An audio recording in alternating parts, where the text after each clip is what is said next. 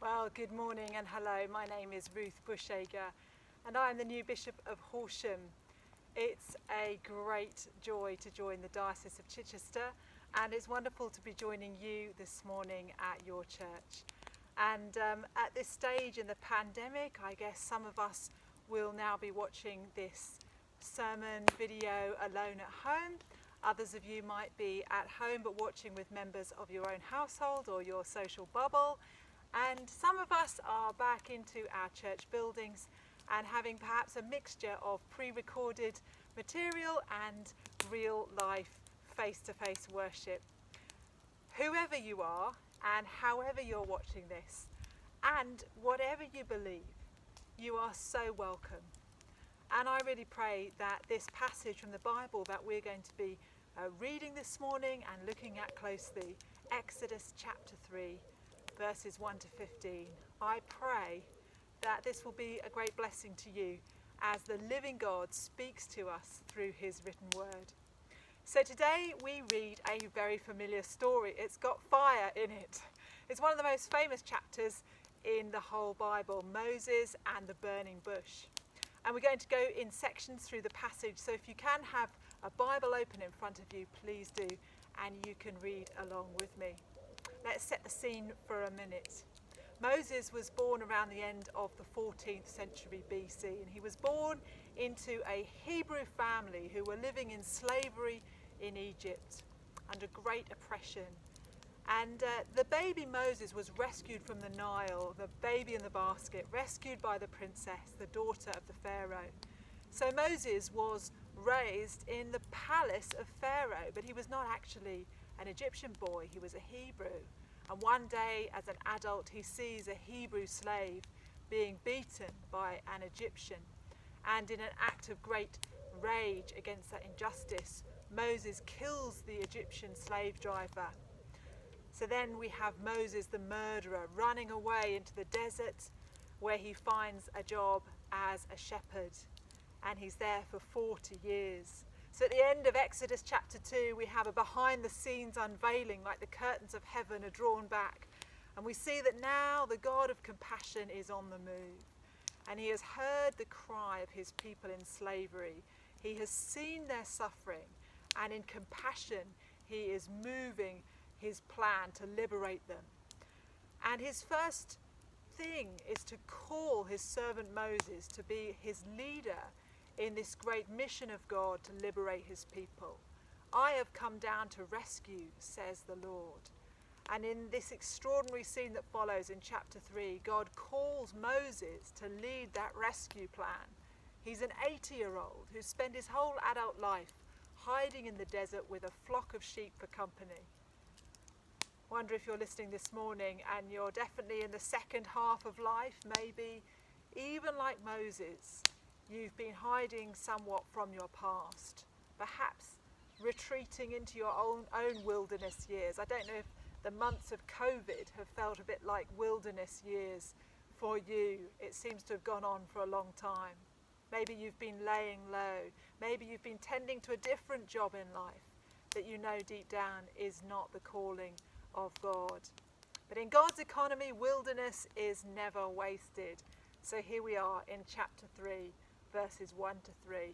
Moses was tending the flock of Jethro, his father-in-law, the priest of Midian. And he led his flock to the far side of the wilderness. And he came to Horeb, the mountain of God.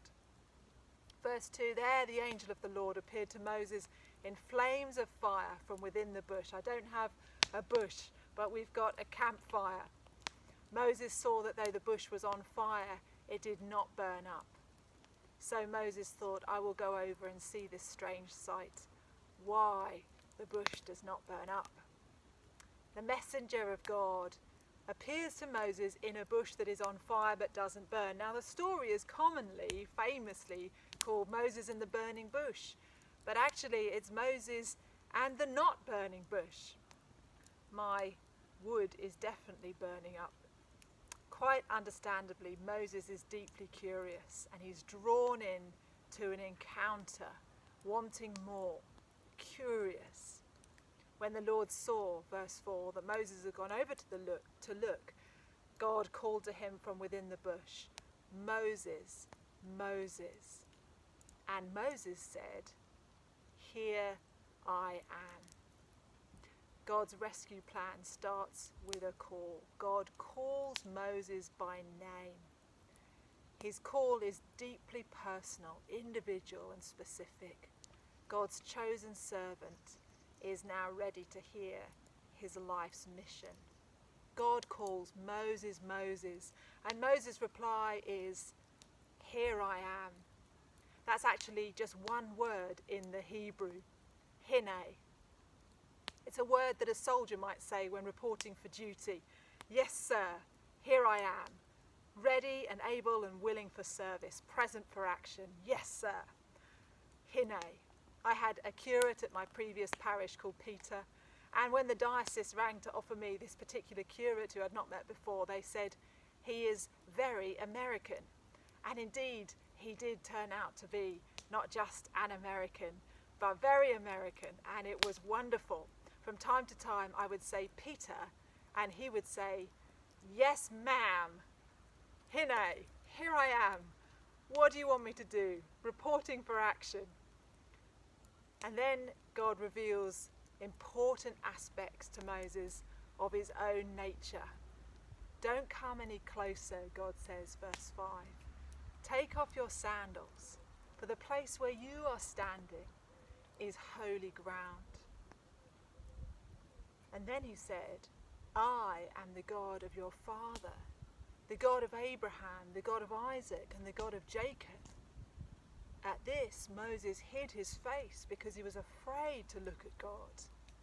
The Lord said, "I have indeed seen, I have heard, and I care. So I have come down to rescue my people from the hand of the Egyptians and to bring them up out of that land and into a good and spacious land." Verse 10, "So now go, Moses. I, the Lord, am sending you to Pharaoh to bring my people, the Israelites, out of Egypt." God is going to rescue his people. He promised he would, actually, way back with Abraham in Genesis chapter 15. So this promise has been a long time coming. But now it's Moses' turn to step up. And Moses has first this revelation. What is the God of Abraham, Isaac, and Jacob like? What is the nature of this God who is speaking to me in this fire? The first thing Moses needs to know is that this God is a holy God. This is not just a holy moment. There is a sense of the dangerous presence of a holy God revealing himself in fire. So Moses, take off your shoes. The second revelation is that God is not just holy, he's also compassionate. Now, most of us listening this morning, perhaps we're a bit too familiar with the idea of a compassionate God. We should take note that our God is not like other gods. Verse 7. The God of the Bible hears and remembers and sees and is moved to act. Not all gods are compassionate. Not all gods care for the suffering of people. The gods of Egypt that Moses knows very well, they do not care about the misery in human life. They cannot hear and remember and see and act. The gods of Canaan cannot help either. The modern gods, too, that we idolize and worship so much, they also have no regard for human suffering. Not materialism or careerism or fame or wealth or perfectionism or popularity. They do not care. And what we read here in Exodus 3:7, the God of Moses stands in contrast to the gods of this world, the gods of every age, in the face of suffering and injustice. The God of Moses says, "I have seen, I have heard, I care, I have come down to rescue." So verse 10, Moses, now go. Now go. I'm sending you to Pharaoh to bring my people out of Egypt. That's the mission right there. The wholesale rescue of the whole people of God. This God is holy, he's compassionate, and he's in the business of liberation, of freedom for his people. Notice Moses' call is to go. It's ascending into action. It's got to involve movement. It must involve leaving.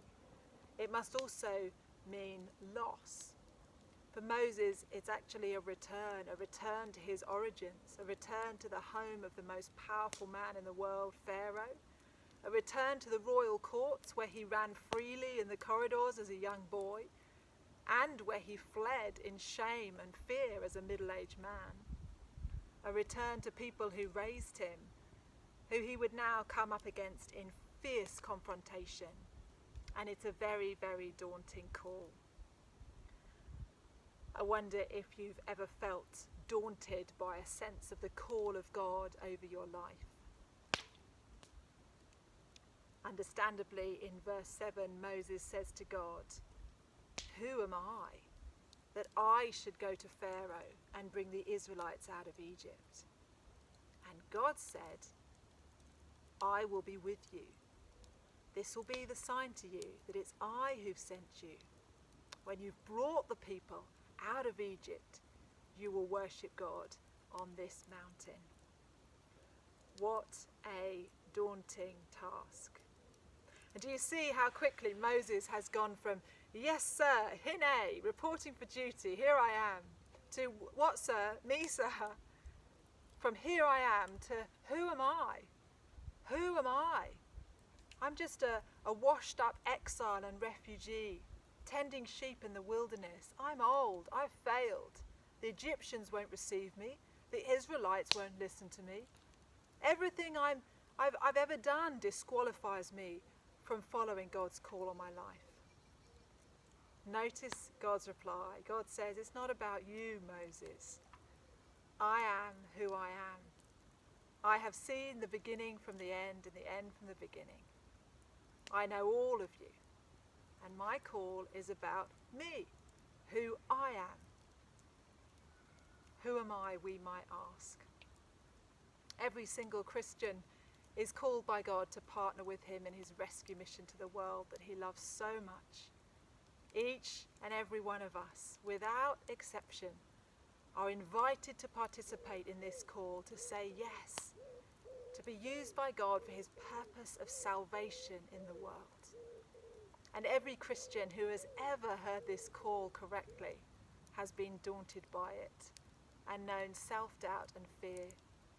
The answer is that it is not about us. It's about the one who calls us, the one who is with us.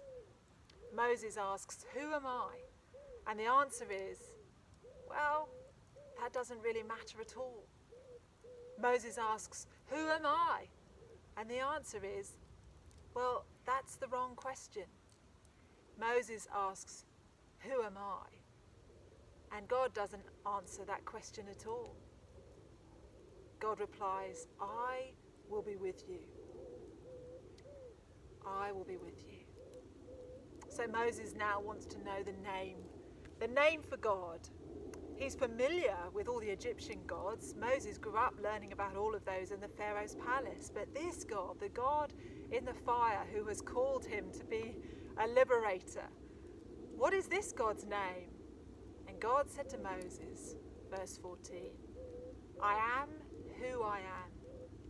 This is what you are to say to the Israelites. I am has sent me to you." God's answer, the "I am" in the Hebrew, is Haya, Asher, Haya. And scholars have argued for years how to translate that. There are sort of three ways to interpret the name God gives for himself. One's from the verb I am the one who is, says God. I am who I am. Or from the verb to be, I cause to be what I cause to be. Or from the future sense, I will be who I will be. The name for the God of the Bible is that he is existence itself. He is being. He is creator and sustainer. He is reality. He is the one who is, was, and always will be. He is past and present and future. He is the eternal one. So Moses, that's the one who's called you and sending you on this mission. He's the one who still today calls people to know him and to join in with his purposes in the world. The great I am, the one who is, was, and always will be. Now only he, only a God for whom that is true, is the one true God. All the other gods, the gods of Egypt and Canaan and 21st century Britain, all the other gods are created, whether they're little stone statues with shrines or systems of thought or philosophies or ideals. They're the product of a disordered human longing and our own creativity. But this God, he is the only Lord.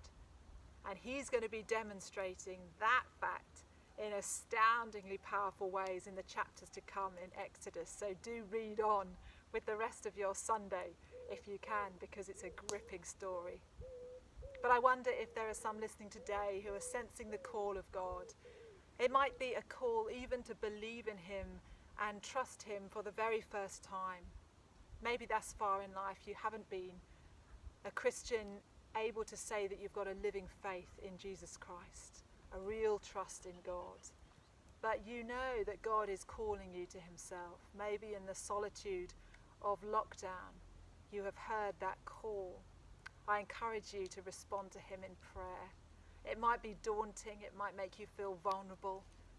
It will certainly be costly, as it was for Moses, but let me assure you, surrendering to God is the very best decision you could ever make.